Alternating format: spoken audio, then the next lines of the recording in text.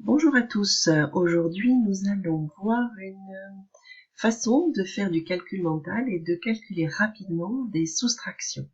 Et là encore, on va voir que Pigby va nous aider avec ses ruses. Alors, commençons.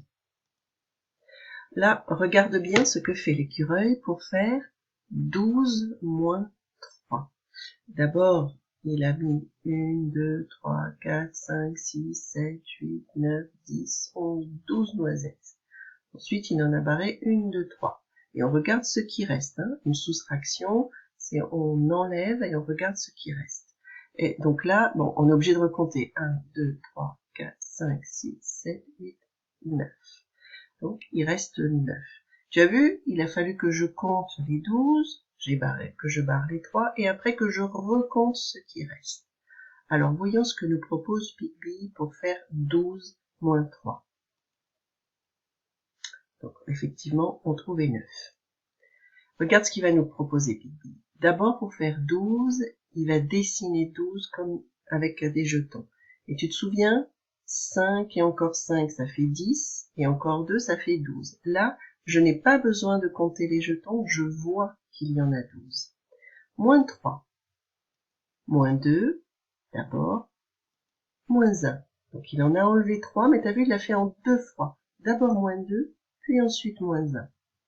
Parce qu'il y avait les 2 qui étaient tout seuls, là, de 12, et ensuite, il est allé en chercher un qui lui manquait. Et donc là, tout de suite, je vois 5 et encore 4, ça fait 9. Je n'ai pas besoin de compter les jetons.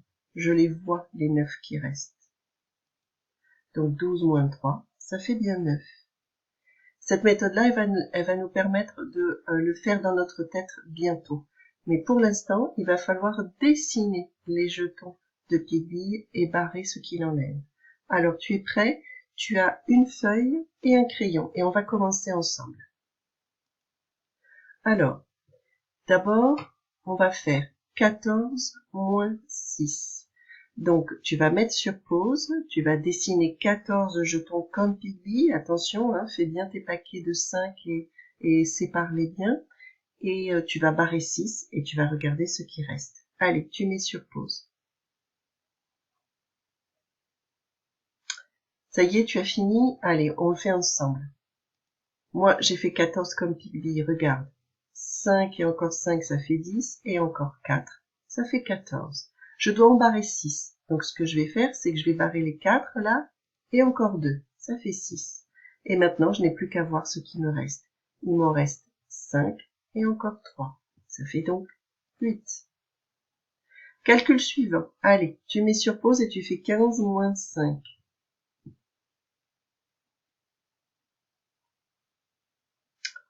Ça y est, c'est fini. On va faire ça ensemble. 15, c'est 5, et encore 5, ça fait 10, et encore 5, ça fait 15. Et je vais en enlever 5. Et il reste 10. Tu ne remarques rien pour ce calcul?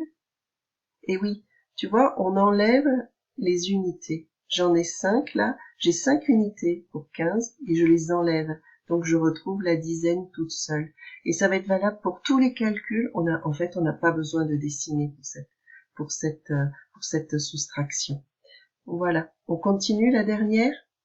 11 moins 3. Allez, tu dessines 11 jetons, tu en barres 3 et tu regardes ce qui reste. Ça y est, c'est fait? Allez. 11, c'est 10, et encore 1. Je vais en barrer 3. Donc j'en barre d'abord 1, puis 2. Ça fait 3. Qu'est-ce qui me reste? 5, et encore 3, ça fait 8. Donc 11 moins 3, c'est égal à 8. Voilà. Eh bien, c'est tout pour aujourd'hui, et on va continuer à s'entraîner plusieurs fois pour faire cette soustraction. Et tu vois qu'à chaque fois, nous avons barré à droite, c'est-à-dire à la fin. On a barré à la fin. Comme ça, on voit tout de suite ce qui reste. C'est très visible ce qui reste. On va s'entraîner progressivement à faire ces calculs pour réussir à les faire mentalement, c'est-à-dire dans la tête. Voilà. Allez, à bientôt.